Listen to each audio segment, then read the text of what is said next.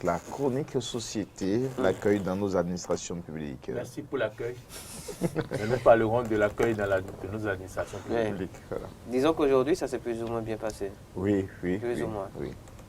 Il attendait, Ahmed attendait ce moment. Vous savez que c'est mon moment à moi sur l'émission, chaque semaine.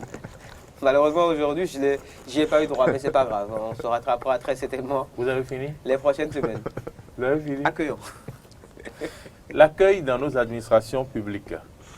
S'il y a quelques années, la phrase la mieux servie dans nos administrations était « il s'est levé », l'on se demande ce que ce phénomène est devenu de nos jours.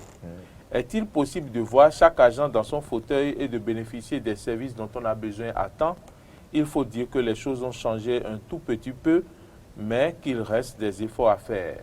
Ce qui énerve certains usagers, c'est surtout quand ils se rendent dans certains services de nos mairies où l'on les regarde comme des mannequins qui défilent. Quand un agent censé de vous rendre le service n'a pas envie de s'encombrer de travail, il vous renvoie dans un autre service afin de se débarrasser de vous. C'est déjà arrivé cette semaine dans l'une de nos administrations dont je tais le nom. Ce qui est triste, certains agents pensent qu'ils font du mal aux usagers alors qu'ils se font du mal. Quand un agent accueille mal quelqu'un qui arrive dans son administration, ses collègues l'observent et gardent leur impression de lui. Et certains sont champions dans l'arrogance. S'ils vous parlent, vous avez comme impression que la terre va s'ouvrir et vous avaler dans les instants qui vont suivre.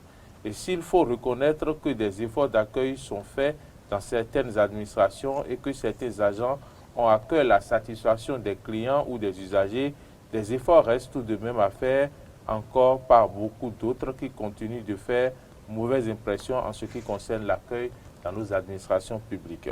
Ce que recherchent les usagers, c'est la satisfaction de leurs demandes et chaque agent de nos administrations, quelle que soit la position qu'il occupe, doit savoir que c'est une préoccupation qui amène des gens dans l'administration et mal les recevoir crée d'énormes frustrations. Le savoir y va de l'intérêt de tous. À bon entendeur, salut. Oui. Il faut en parler vraiment. Ça veut dire qu'il y a un peu de changement. Quand je comprends un peu votre chronique. Oui. Par rapport à ce à quoi on assistait il y a quelques années en arrière. Oui, par rapport à ce dont on assistait il y a quelques années en arrière, il y a un peu de changement, un tout petit peu, où vous savez, la rigueur avec la rupture, surtout la présence dans les services, où les gens sont présents au service. Quelqu'un me disait que les gens sont présents au service lundi, mardi, mercredi, et que jeudi, vendredi, ça commence pas vaciller un peu. Mais quand même, on voit les gens à leur poste, comparativement à avant où nous avons le phénomène de il s'est levé, où vous allez dans les administrations où on ne trouve pas les gens.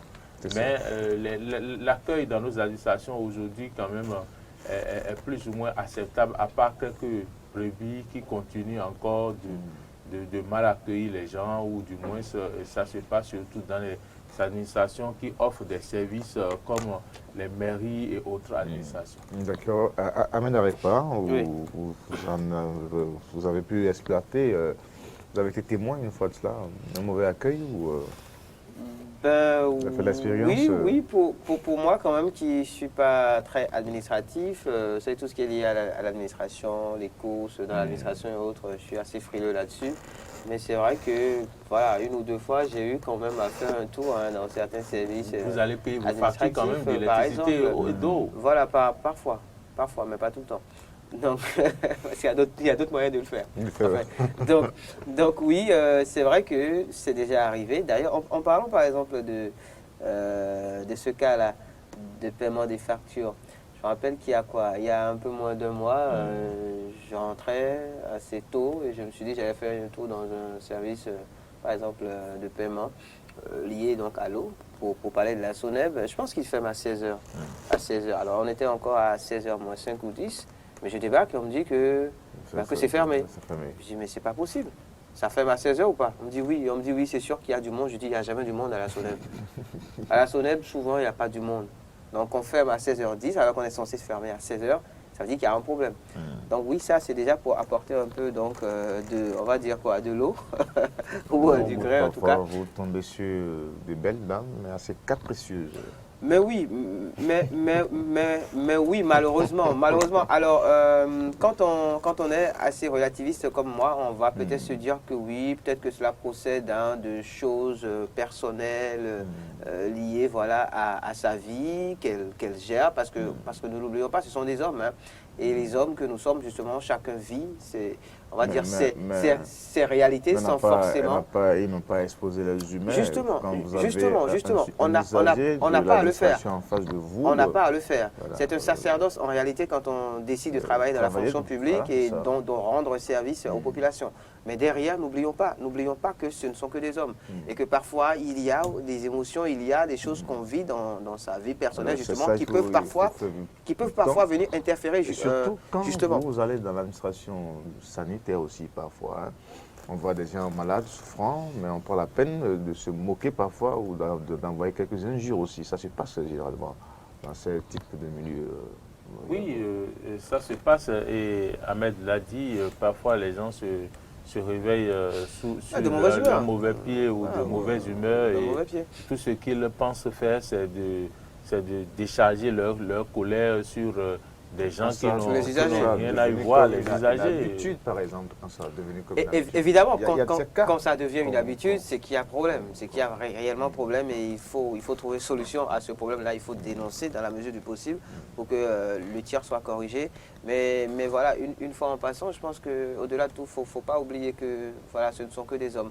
Mais pour revenir à proprement parler sur ce que disait Maury dans sa chronique, j'ai quand même une question à lui poser. Qu'est-ce qui, selon vous, puisque vous faisiez un cas de ce que les choses ont plus ou moins changé dernièrement, qu'est-ce qui, selon vous, a fait que les choses aient pu changer? Alors, donc, on rappelle le numéro. Voilà, donc le 96, 76, 68, 68, hein, pour intervenir en direct et nous parler, pourquoi pas, de votre expérience. Vous avez été bien accueilli dans l'administration, vous avez été mal accueilli, voilà, c'est le moment de le dire pour que nous puissions, et bien sûr, dénoncer ce qui ne va pas. Mais de toute façon, Maury nous disait qu'il y a beaucoup de changements. Alors, à la question de la merde. Qu'est-ce qui justifie ce changement que vous avez pu remarquer? Qu'est-ce qui justifie ce changement? C'est que l'on est plus à l'écoute des usagers. Ça dit que les usagers peuvent porter des plaintes à des niveaux donnés. Et des agents peuvent être sancionnés. Ok, donc disons qu'il y a la sanction. Aujourd'hui, il y a la sanction. Il y a la sanction. Des usagers qui posent des actes, si l'usager, des agents plutôt qui posent des actes, si l'usager vis-à-vis duquel il pose l'acte a des contacts et peuvent rapidement saisir ces contacts-là. Ces gens-là ne savent même pas d'où les sanctions. Les gens ont peur, en fait. Donc, les gens ont peur. Ils ne savent pas. Ça fait penser à, alors c'est pas pour leur jeter la pierre, mais les agents de sécurité, enfin les forces de sécurité, vous savez que parfois hein, dans la circulation, quand on a quelques petits soucis, on a tendance à glisser 1 ou 2 billets pour voilà, donc se sortir de ce genre de situation. Il y a quelqu'un qui me disait la dernière fois que même aujourd'hui... Non, mais je ne parle pas de mon cas, je parle de ce qu'on remarque, d'accord? J'espère que vous n'allez pas vous expliquer à criette. Mais non, arrêtez.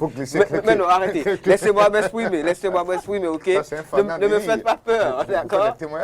Ne me faites pas peur, laissez-moi m'exprimer, d'accord? C'est le système. C'est le système, on le sait tous, voilà, justement, donc pour abonder dans le même sens que Maury Agua. Donc récemment, il y a quelqu'un qui me disait mais que même aujourd'hui en circulation, même des agents donc des forces de l'ordre ont peur parfois quand vous essayez voilà de leur glisser un petit truc. Ils ont peur parce qu'ils ne savent pas en fait qui ils ont en face d'eux et ils ont peur que derrière, eh bien, ce soit quelqu'un peut-être qui soit en contact avec quelqu'un de haut placé qui pourrait dénoncer.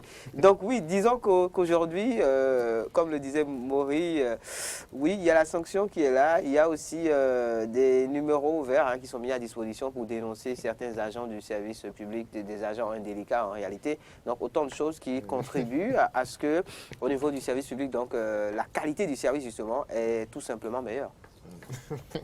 Et donc le phénomène justement de il vient de se lever, on y assiste moins. Ce qui me fait rire là. Oui.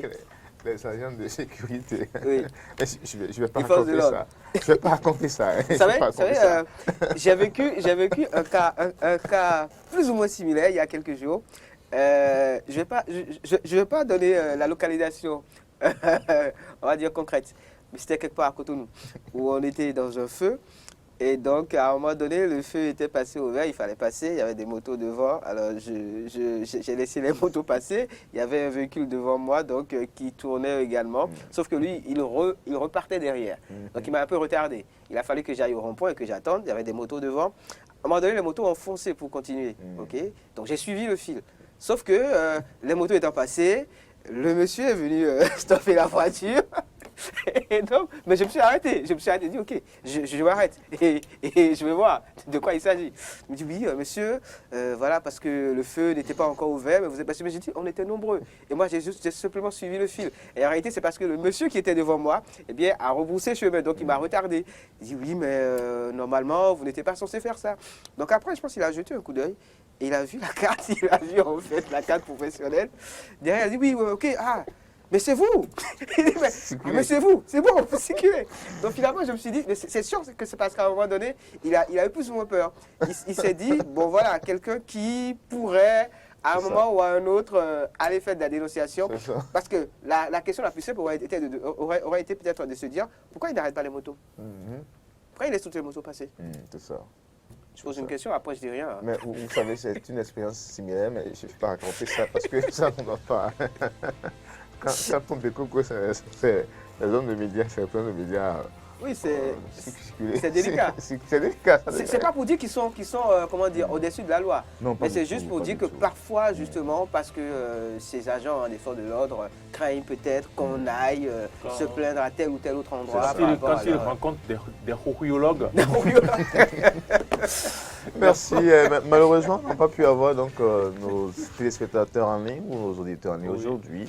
Peut-être que la ligne a quelques soucis. Voilà aussi. Donc on aura le temps de revenir là-dessus, pourquoi pas, la semaine prochaine. Merci à toutes et à tous. Matin et Stop et fin, vendredi 2 avril 2021. Rendez-vous lundi prochain avec le RIS, Freddy Dawa et toute l'équipe. Anticipation, bon week-end à tous. Au revoir.